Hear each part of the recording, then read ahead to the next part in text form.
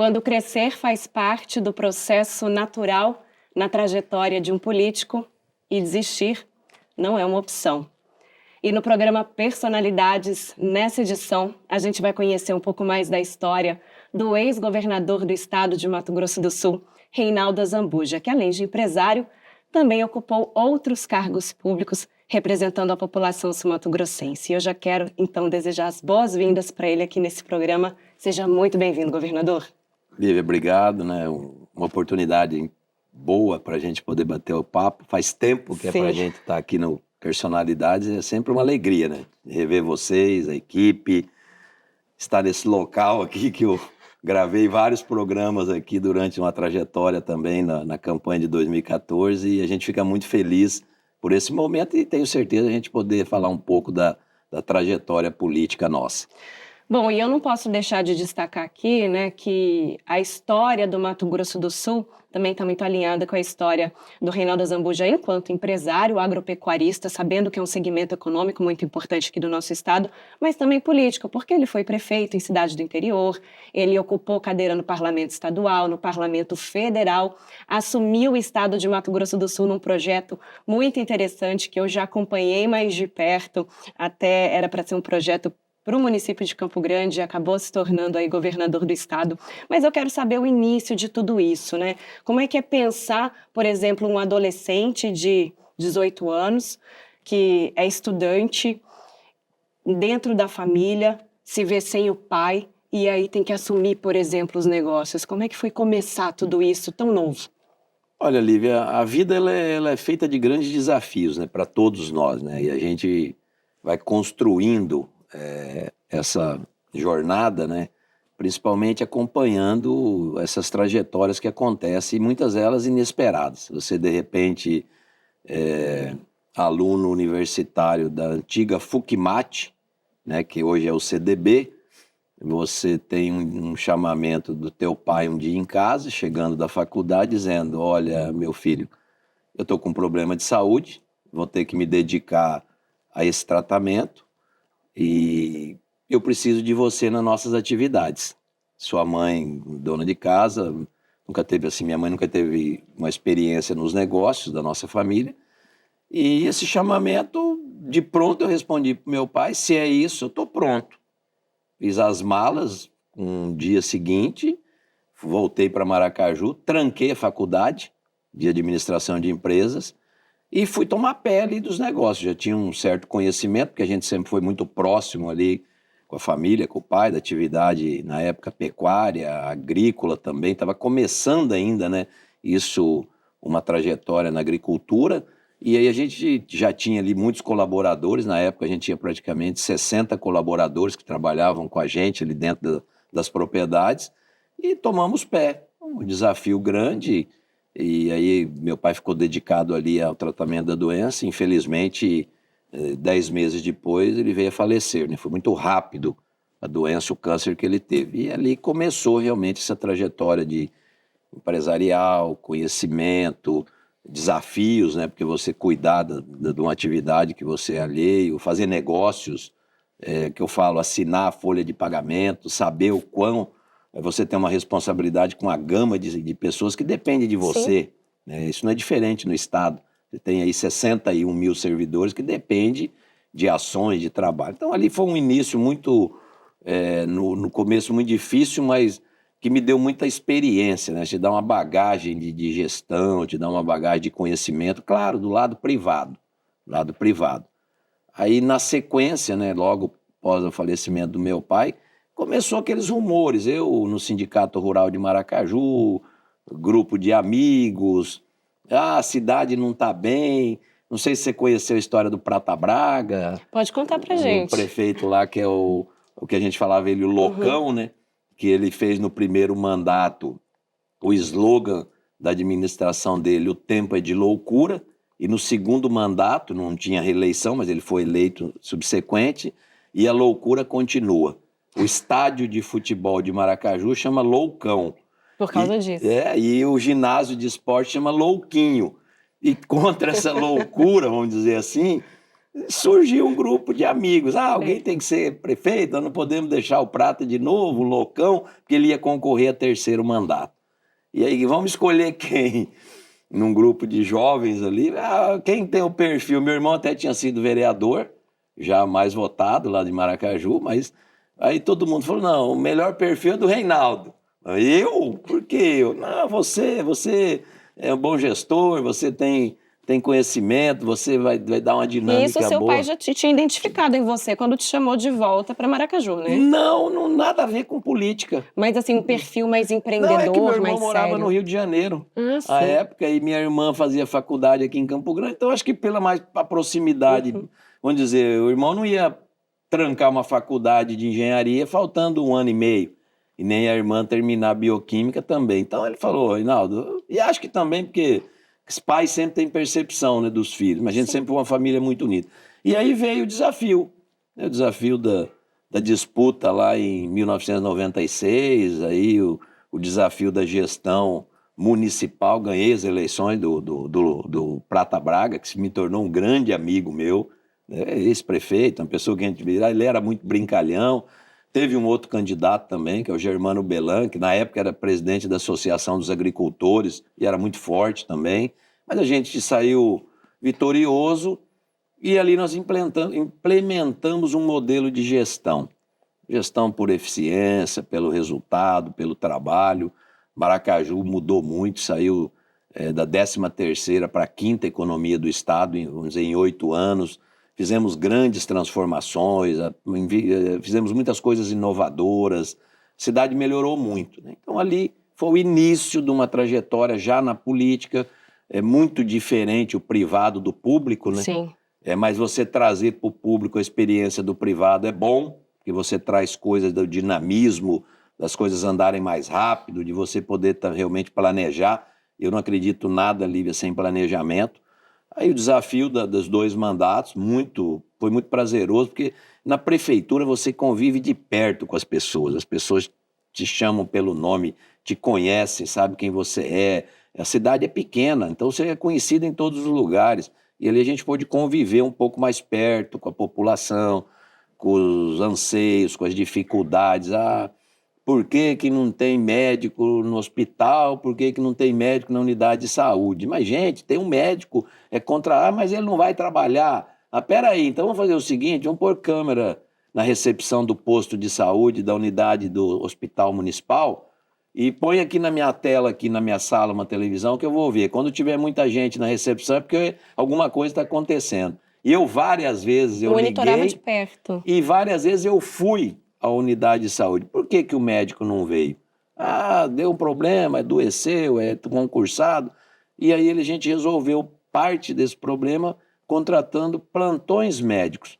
Então você é uma médica contratada, plantonista, é obrigada a ficar naquele período determinado atendendo as pessoas, fazendo boa consulta.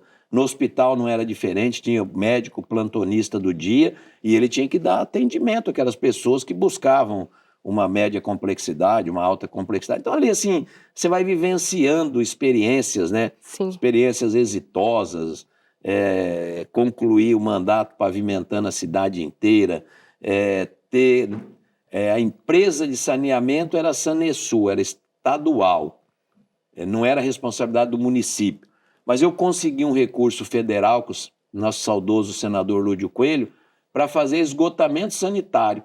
Então, eu, como prefeito, construí a primeira estação de tratamento da cidade, fizemos a rede coletora, estações elevatórias e doamos para a Sanesul, porque era a empresa estadual que cuidava do E hoje a saneamento. Sanesul ela é um caso de sucesso, justamente, né? E Sendo uma hoje empresa você estadual. vê, passado anos, a gente construiu uma PPP, que é a parceria público-privada, que vai universalizar o esgotamento sanitário nas 79 cidades. Então eu digo assim, você vai vendo como é a dinâmica, né, da política, prefeitura, conhecimento, você vai aprendendo, é uma escola, é um aprendizado, é que eu falo. Você não nasce sabendo as coisas, você vai adquirindo, observando, buscar as boas coisas que dão certo, tirar fora aquelas coisas que são prejudiciais ao setor público, saber que você precisa planejar E uma coisa que é muito cara para mim na gestão pública, você tem que saber que você trabalha com orçamento.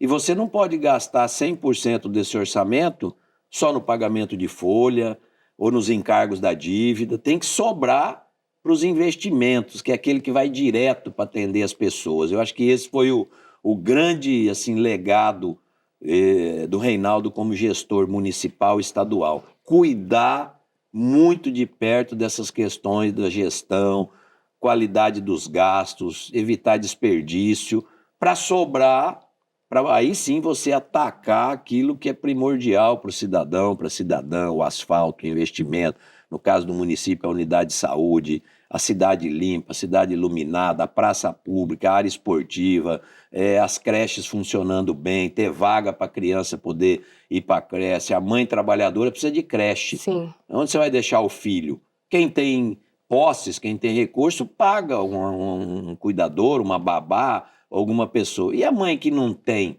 e que precisa trabalhar para ajudar a cuidar da família? Então, ali a gente vai vendo a importância que é você ter educação infantil. Eu construí 3 creches, eu ampliei vaga nas escolas, eu trabalhei muito com transporte rural para poder trazer o aluno. Naquela época ainda não era normal isso, de você ir buscar os alunos da área rural, certo? Ou você tinha escola rural, você tinha sistema de internato que não funcionava, e a gente começou a ampliar isso. Então, aquilo dá uma experiência para a gente muito grande, e foi muito prazeroso esse trabalho aí. E o fruto disso, vocês conhecem, pós 2024, 2026, a eleição para deputado estadual. Certo, e eu vou fazer só um adendo até nessa questão toda política, porque a gente observa o brilho nos seus olhos contando como é que foi iniciar toda essa carreira na prefeitura de Maracaju.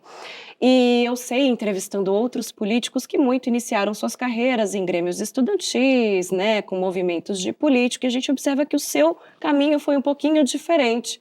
E não havia antes desse grupo formar, de repente, uma liderança, uma vontade sua, por exemplo, de se tornar um político. Nunca tinha passado pela sua cabeça. Porque o senhor, além de empresário, também casou, né, teve os seus filhos.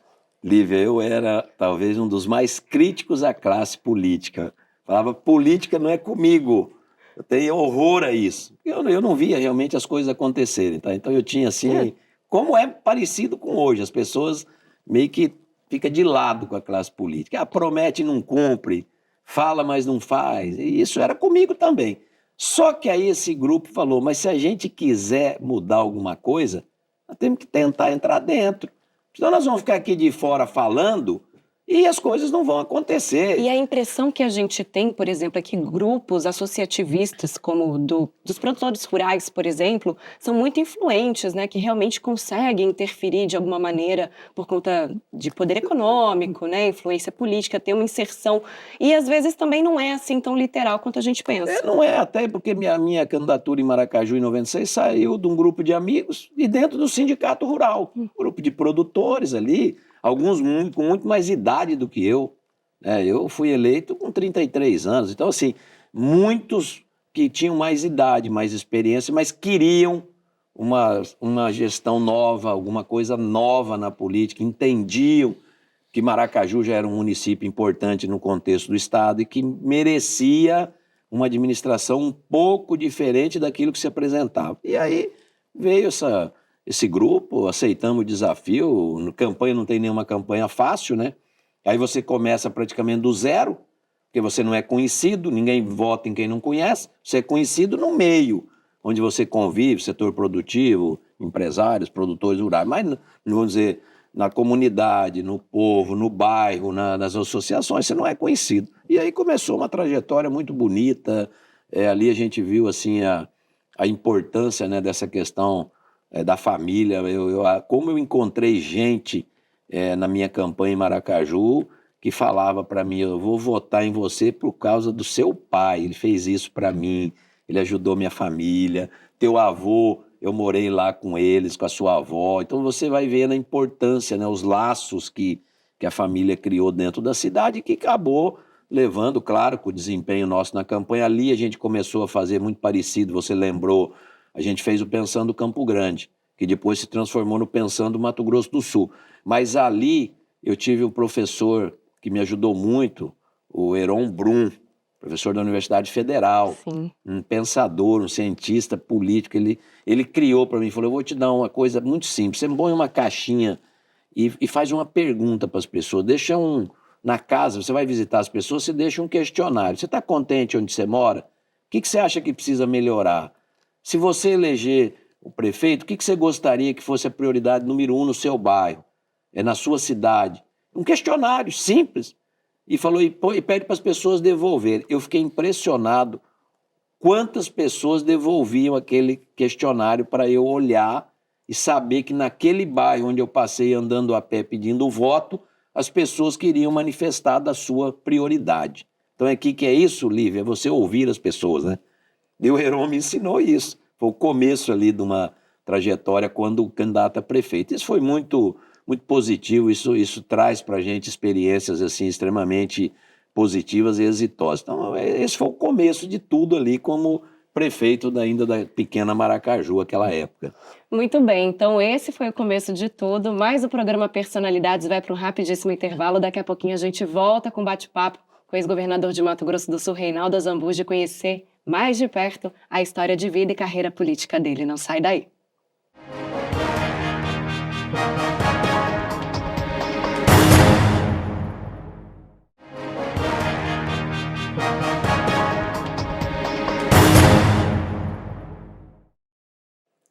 E nós estamos de volta com o programa Personalidades, dessa vez para conhecer um pouco melhor a trajetória de vida e também política de Reinaldo Azambuja, que é ex-governador do Mato Grosso do Sul. Mais uma vez, muito obrigada pela sua participação aqui com a gente. E no bloco anterior nós estávamos falando do início de tudo, né? De como seu pai te incluiu nos negócios, como foi essa transição enquanto alguém que está à frente das empresas da família, e também o início da trajetória política na prefeitura de Maracaju.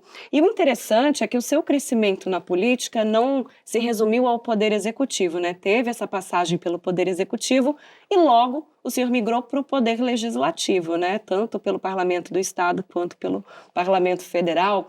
E eu queria entender como é que foi essa mudança, né? Porque é um perfil completamente diferente de trabalho.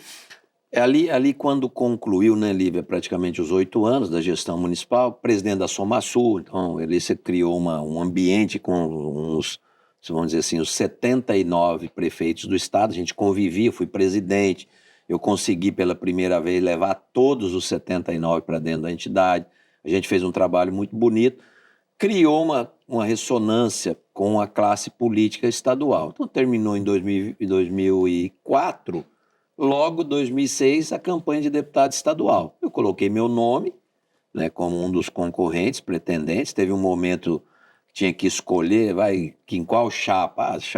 Não, mas aqui só tem os campeões de voto. Aí eu me lembro que a chapa que eu disputei estava o Londres, o Rigo, o Gerson Domingos, o Picarelli. Grandes nomes. Grandes nomes da política, era uma disputa. Eu falei, eu vou nessa chapa aqui, eu vou tentar disputar uma das vagas. Eu lembro bem que eu falei assim, eu prefiro disputar 8, 9 vagas do que disputar muitas vezes 1, 2 que as coligações ali fariam. Então eu disputei, tive sucesso já na primeira eleição, fui o deputado estadual mais votado da história do Mato Grosso do Sul, na época com 47.772 votos. Ficou surpreso com o resultado?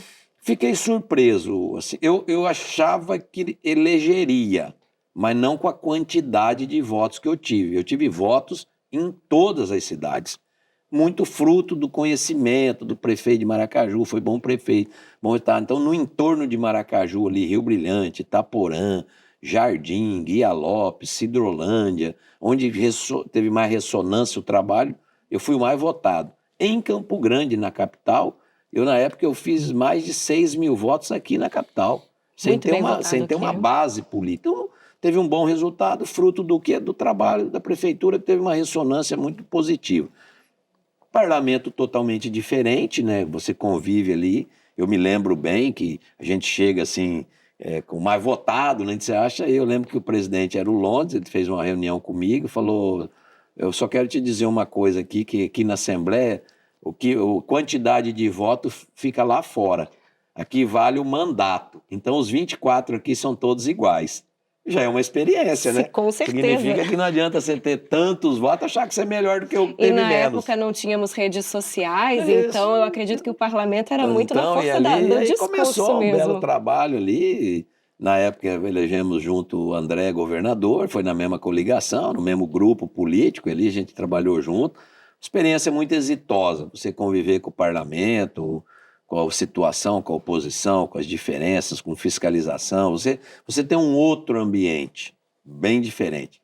Aí quando veio 2010, eleição para deputado federal, também eu tive a segunda melhor votação do estado, voto muito, mais de 121 mil votos à época, me elegi deputado federal. Você vai para um outro ambiente, Câmara Federal, 580, uma enormidade de partidos, governo eleito da presidenta Dilma, ali o governo do PT, você oposição, PSDB oposição ao PT, mas você vê e conhece Brasília, por onde percorre o orçamento federal, onde tem mais recursos, onde você tem que buscar, onde você tem que atacar. Então, assim, E é um trabalho mais técnico, né? Muitos mais falam. técnico, mas aí você tem as comissões, você tem relatoria de alguns projetos importantes que vêm para você, e você tem a comissão, eu fiz parte da Comissão de Constituição e Justiça, que tudo que entra na casa passa por ali, então você tem que fazer pareceres em todos os projetos, você fica conhecendo tudo que entra na Câmara Federal, de projetos do Executivo, de projetos de autoria de deputados, né, de proposições que tem. Então, é uma experiência que faz uma amplitude muito bom. Então, eu falo assim, essa experiência do Executivo Municipal, da Assembleia Legislativa, você conviver com o Parlamento Estadual, da Câmara Federal como deputado, foi muito positiva o passo seguinte, né? Em algum momento dá um sentimento assim de intimidação, ou o senhor sentia que realmente fazia parte de um propósito maior na política? Não, eu sempre achei assim, eu sempre gostei da política, eu nunca neguei a política. No começo eu era crítico à política, mas quando você entra dentro, você vai conhecendo. Mas eu fui sempre assim um estilo de paz, de conciliação. Eu nunca fui naquele estilo de agressão,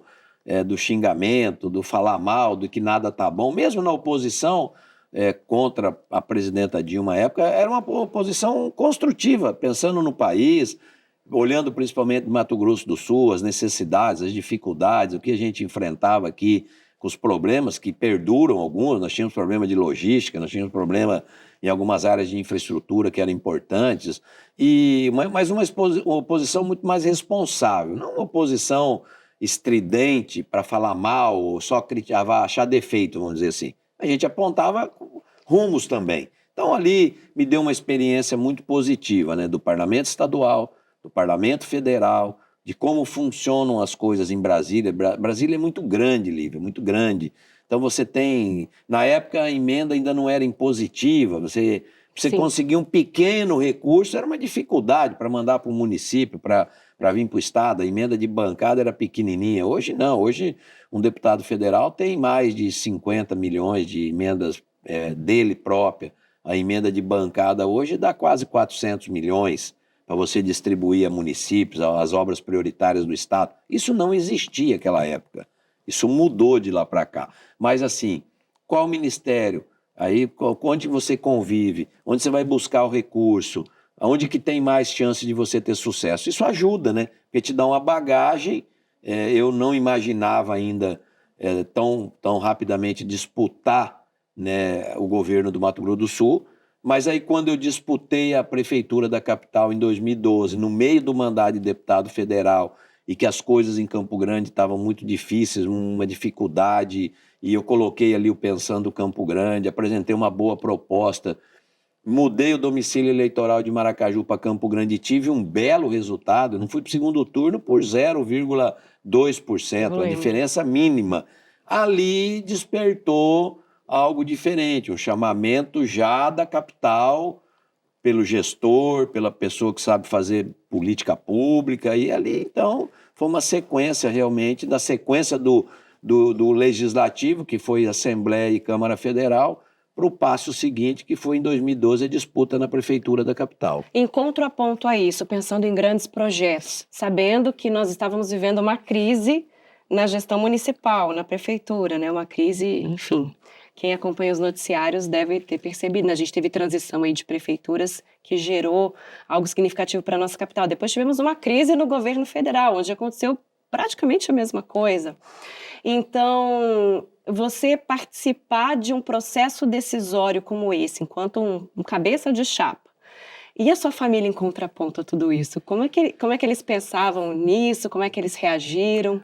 Olha, Lívia, sempre assim, a Fátima, os meninos, minha mãe, né, meu irmão, minha irmã, eu sempre tive apoio, sabe? Eles nunca gostaram muito da política em si, principalmente porque o executivo, ele demanda e te afasta muito do meio familiar, e principalmente por estava nascendo ali já aqueles denuncismos, aquelas falações, a família é a que mais sofre com isso.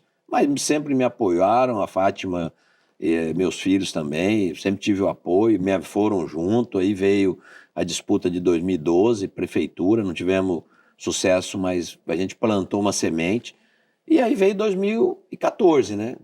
Contra tudo e contra todos.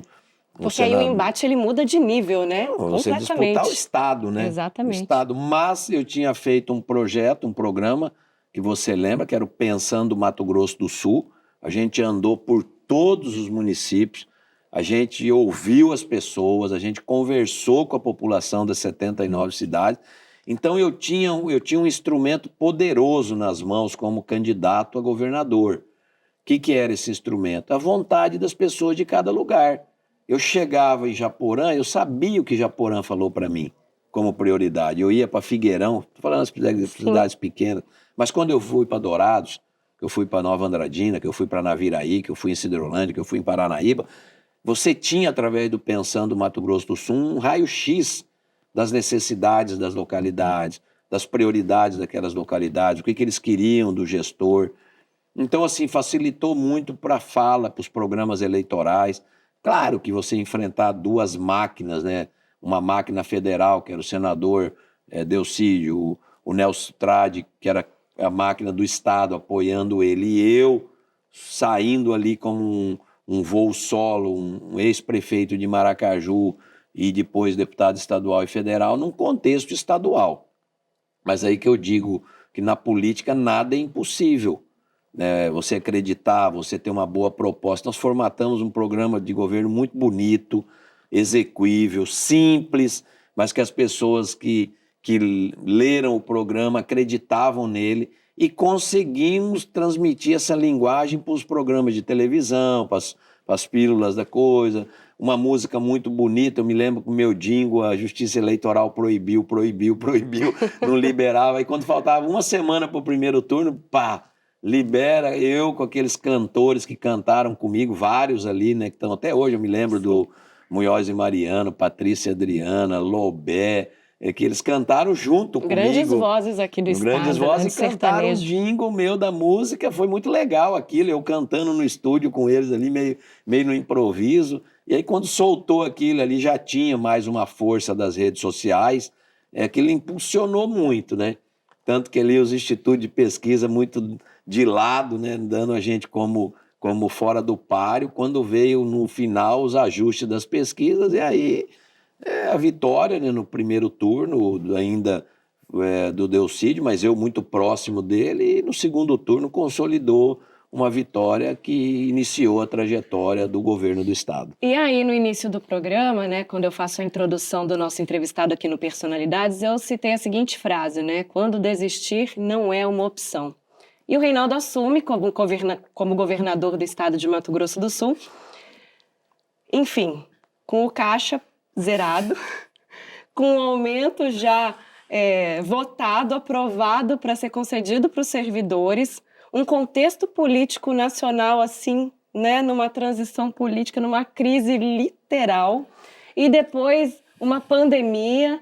E como é que foi o frio na barriga? Dá vontade mesmo de fechar as portas, se despedir de todo mundo? E o que que passa pela cabeça do gestor público nesse momento, uma vez que você já colocou aqui para a gente também durante a entrevista que o executivo ele toma muito tempo, ele tira o seu tempo da família, tira o seu tempo do momento de lazer, de poder pensar em você também, né, enquanto pessoa. Olha, Lívia, ali a gente conhecia já a realidade do Estado bem, né? A gente sabia das condições financeiras. Mato Grosso do Sul estava assim, o Estado à beira da falência, pelas questões financeiras, administrativas e pelo baixo crescimento. E já estava claro, na luz de todos, a maior crise econômica do país, né? Então nós já sabíamos disso. Aí, eleição, ganhamos as eleições. Primeira reunião, dia 2 de janeiro, todo mundo já o secretariado ali na primeira. Lema, gente, nós precisamos gastar menos com o governo para gastar mais com as pessoas. E nós vamos ter que enfrentar pautas impopulares. Nós pegamos o governo em janeiro com aumento de folha de 17%. Isso levou a consumir mais de 50% da receita do Estado só com ativos e inativos. Então, você consumia mais tanto para pagamento de dívida, não sobrava nada para as outras coisas. Sim. E mesmo para pagar salário já era difícil. Os primeiros 3 meses, terrível. Aí veio a reforma administrativa, aí veio a reforma fiscal, tributos, teto de gasto estabelecendo para os poderes. Aí depois vem a reforma da previdenciária, aí vem greve de servidores da educação para poder cumprir o acordo que o André fez. E eu falava, gente, isso foi um pacote de bondades impossível de ser entregue, mas foi feito, o servidor cobrava. Cobrava Sim. de quem? Do gestor eleito, não do que deu. É porque eu falava muito, se ele aprovou na época dele, por que ele não pagou em 2014, deixou para 2015? A lei foi aprovada em 2013, mas não aconteceu, você não tem que correr das responsabilidades, e fizemos as reformas, implementamos um Estado menor, 9 secretarias, se transformou na menor na estrutura administrativa do Brasil, resultado, contrato de gestão, Inspirando também muitos estados a trabalharem da mesma forma. metas estabelecidas, estabelecer meta para o secretariado, você tem responsabilidade disso que é possível fazer, todo. Um grande desafio, claro, crise econômica, de repente, quando a coisa começa a melhorar, pandemia, para tudo, fecha, cai receita, gente nos hospitais não tem respirador, não tem equipamentos médicos para atender, combater o inimigo invisível, você não sabe quem é, onde está e nem qual mal ele vai lhe fazer. Isso aconteceu, e aí desafio, fecha comércio, decreto de restrição, atender os setores mais vulneráveis, aí entrou o setor cultural, o setor de bares e restaurantes, e vai permeando isso aí. Mas é o que eu falo, a gestão ela é feita de desafios. As reformas estruturantes mudaram o Mato Grosso do Sul. Essa ambiente de negócios que nós criamos para o setor privado, você tinha leis claras, regulamento de incentivos claros, licenciamento ambiental ágil, uma equipe dinâmica para isso. Isso dinamizou grandes empreendimentos, geração de emprego, começou um crescimento, enquanto o Brasil crescia 1, Mato Grosso do Sul crescia 3, o Brasil cresce 2, Mato Grosso do Sul cresce 6%, o maior crescimento do Brasil, o maior PIB. Aí veio o maior investimento per capita, aí a gente recuperou a capacidade, porque nós pegamos com CAPAG. CAPAG é aquela letra que é a capacidade de pagamento, que é A, B, C e D. Certo. Nós pegamos na letra C, que é uma letra que impede você fazer empréstimo, e quando nós entregamos em 2022 para o Eduardo, letra A, já com caixa, com capacidade de fazer empréstimo. Aí vem um processo de reeleição no meio, conturbado, denuncismo, já te condenam por uma investigação, você se defende, e aí você participa de uma eleição, mas a população entendeu que era melhor a continuidade do nosso trabalho do que os outros projetos que se apresentaram. Aí, a partir de 2018, né, que veio a reeleição, começou um novo momento. O Estado estava recuperado, já com as finanças equilibradas, folha de pagamento sob controle, um grande crescimento econômico, quase que pleno E emprego, no né? primeiro mandato, eu lembro também da ansiedade em estrear a Caravana da Saúde, né? Que foi um grande projeto, um grande modelo de gestão de saúde para o Um Brasil. modelo para aquele momento ideal, porque você ainda não tinha as unidades de saúde atendendo. Então você fazia as caravanas e na caravana você resolvia grandes problemas. Aí na sequência, a regionalização de saúde, os programas, nós atendemos mais de 90 mil pessoas na caravana. Eu até hoje, Lívia, encontro pessoas no estado, ó, obrigado pela cirurgia. Esse tempo eu fui em Rio Verde e uma senhora falou, olha, hoje eu só consigo ver o rosto da minha neta, graças a você, governador, Vendo? porque você me pagou a cirurgia de catarata. Falei, aí a gente vê o quão importante isso é. Aí depois veio o Opera MS, o Examina MS, que é a sequência da caravana. Hoje é o Mais Saúde, né? Que continua nos hospitais, já com o governador Rida, com a equipe dele. Mas aí o Estado, Lívia, recuperou aquilo que é fundamental: a capacidade de gerar riqueza, emprego, crescimento econômico, comércio cresceu, os setores cresceram, as indústrias grandes vieram, as médias pequenas também melhoraram de tamanho. Então, isso é um conjunto, né, de ações. Aí nós fizemos o MS mais seguro.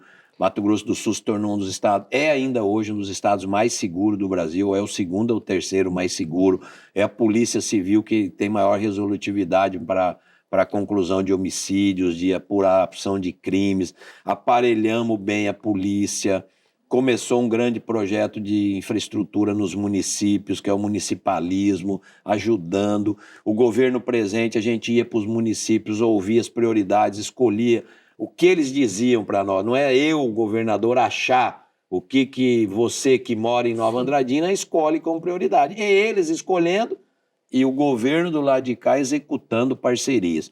É o municipalismo que permeou sobre as 79 cidades. Aí vem os programas sociais, mais social, cartão para comprar alimento, energia social, pagar energia elétrica das pessoas com maior vulnerabilidade, que estão no CAD único. Isso complementa a renda.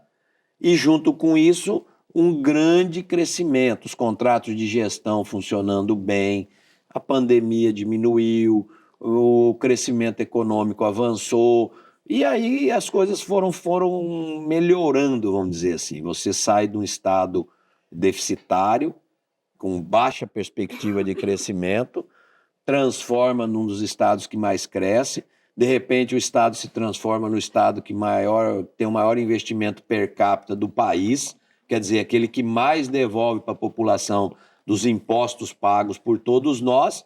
E nesse contexto, Lívia, de tudo o que eu te disse, né, dos anos, das entregas, dos programas, né, do pleno emprego, Mato Grosso do Sul vivendo um novo momento, né? Então isso foi muito especial.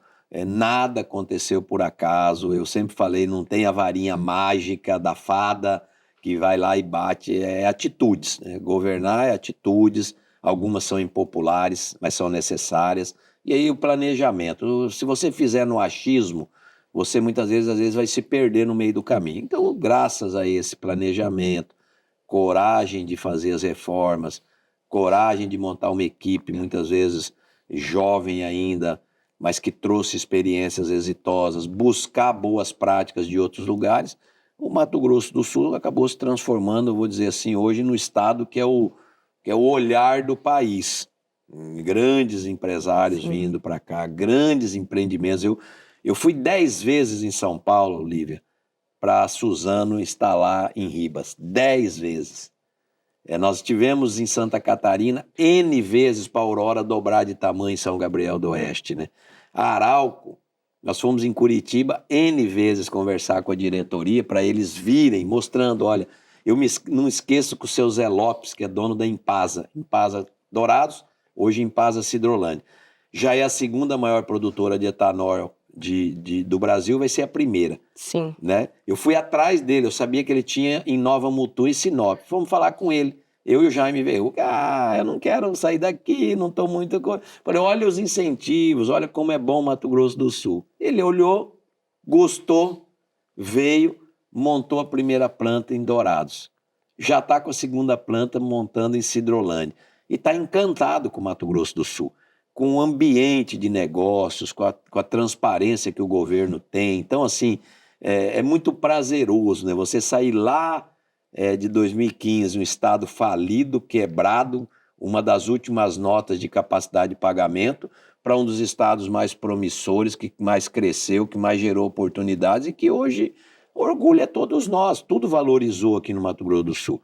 Claro, tem ainda uma camada de pessoas à margem ainda, tem, o Eduardo falou, vamos erradicar a pobreza, vamos continuar os programas, o municipalismo ativo que ele lançou é um complemento do governo presente para algumas outras práticas de bom governo, a fazer gestão, fazer coisa. Então, assim, é muito prazeroso você ver uma trajetória de grandes desafios, mas você também poder acompanhar e colher os bons resultados que foram possíveis e que aconteceram para Mato Grosso do Sul. E, governador, para a gente finalizar, o senhor foi o 11º chefe de executivo aqui do nosso estado. E eu acredito que todos foram muito corajosos dentro de seus contextos, mas o seu foi um pouquinho diferente porque nós estávamos vivendo essas crises e começamos a viver a polarização na política. E eu queria que o senhor deixasse aqui para finalizar como é que foi vivenciar essa experiência e como é que o senhor enxerga a política daqui para frente e esse potencial que o Mato Grosso do Sul tem diante dos outros estados brasileiros. Aí nós governamos, né, Lívia, com o governo da presidenta Dilma, aí teve o impeachment, veio o Temer, aí teve a eleição junto comigo em 18 do presidente Bolsonaro, um outro estilo de governo, né? Mas o que eu enxergo de tudo isso, assim? Existem políticas públicas extremamente positivas que são frutos do pensamento da esquerda e que dá para ser aproveitado. Existem boas políticas públicas que são pensamento da direita e que dá para ser aproveitado. Então, você tem que somar as boas coisas, tanto da direita quanto da esquerda.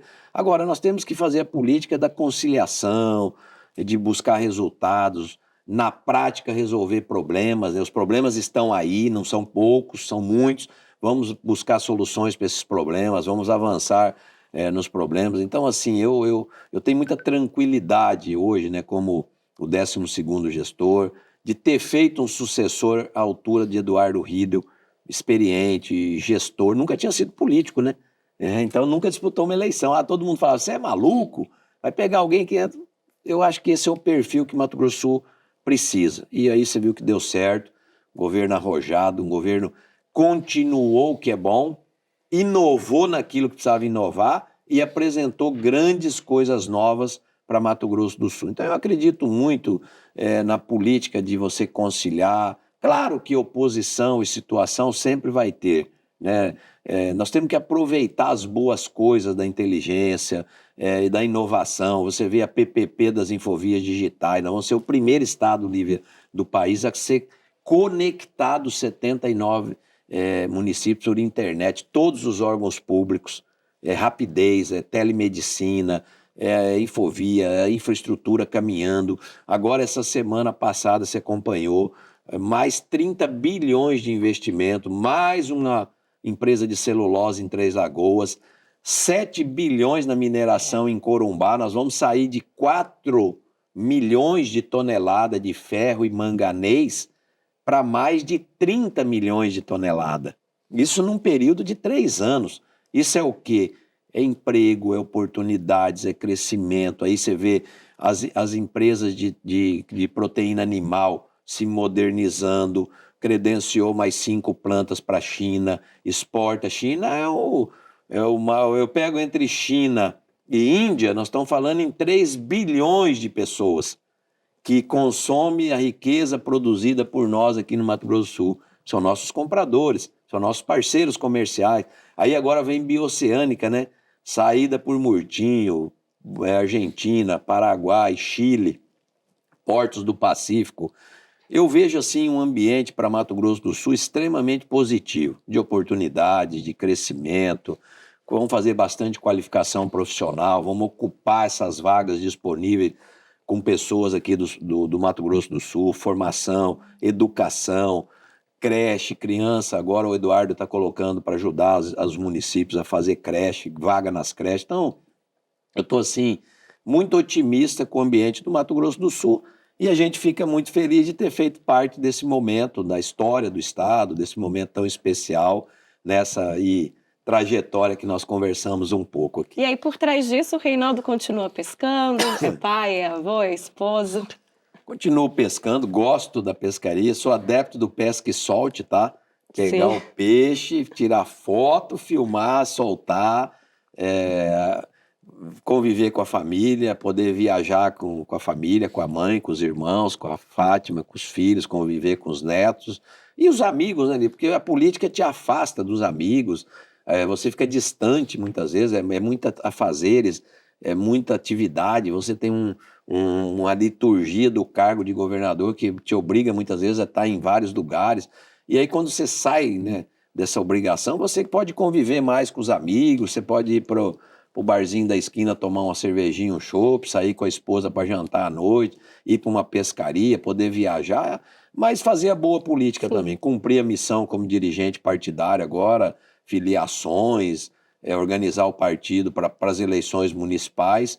Mas acho que de tudo isso, né, o grande exemplo, assim, que o legado, que a gente fala, um legado, é de ter coragem de enfrentar os momentos difíceis com responsabilidade e ter feito a transformação que é o Mato Grosso do Sul hoje, eu não tenho dúvida, sem bairrismo, tá? Hoje é o melhor estado do Brasil para se viver, e um estado aí que vai ser durante muitos anos o olhar aí dos investimentos privados, pelas oportunidades, pela nossa gente, pelo que nós significamos hoje no contexto do Brasil. O exemplo mais claro para mim de tudo isso que eu estou te falando é pegar a fala do ex-governador Paulo Artung do Espírito Santo na Federação das Indústrias do Rio de Janeiro, que ele fez uma fala lá, elogiando, parecia que ele ia falar do Espírito Santo, ele falou, eu estou falando do Mato Grosso do Sul. Então essa fala marcou para mim, porque ele foi um grande governador e ele falou, eu estou falando do estado que modernizou, que avançou, que criou um ambiente de negócio. E ele falou, eu gostaria de estar falando do Espírito Santo, mas eu estou falando do Mato Grosso do Sul. Então isso é muito positivo, que é o ambiente que eu vejo hoje das pessoas que vêm para o estado, do trabalhador e da trabalhadora, e hoje, graças a Deus, nós temos aí um eixo de crescimento muito sólido para os próximos anos. Isso é muito bom para todos nós aqui do Mato Grosso do Sul. Reinaldo Azambuja, ex-governador do Mato Grosso do Sul, quero agradecer muito sua presença aqui com a gente no Personalidades. Olha, eu que agradeço, Lívia, você, né, todos vocês aí do programa, da Assembleia, da TV Assembleia, é muito prazeroso, tá? Poder contar um pouco dessa história, né? Ficou ainda algumas coisas, mas a gente vai ter outras oportunidades aí e dizer principalmente do que a gente pensa aí da gestão, dos resultados, das entregas e principalmente falar muito desse estado maravilhoso que é nosso Mato Grosso do Sul. Obrigado a você e obrigado à equipe. Também espero que a gente se encontre em breve. E é isso, o programa Personalidades chega ao fim. Obrigada pela companhia. Continue conferindo os conteúdos da TV Assembleia Legislativa de Mato Grosso do Sul no nosso YouTube, Assembleia de MS, também no canal 9 da NET e no 7.2 da TV Aberta. Voltamos numa próxima edição. Até lá. Tchau, tchau.